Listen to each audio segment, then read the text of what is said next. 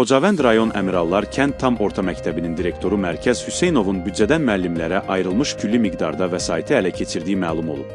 Sumqayıtda məskunlaşmış məktəb direktorunun 2023-cü ilədək ümumilikdə 71.301 manat vəsaiti mənimsədiyi müəyyən edilib.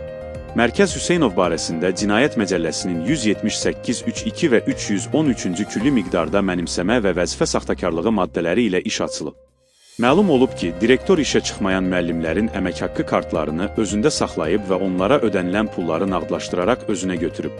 Bundan sonra Mərkəz Hüseynov evdə təhsilə cəlb edilən müəllimlərə ödənilən vəsaiti də mənimsəyib.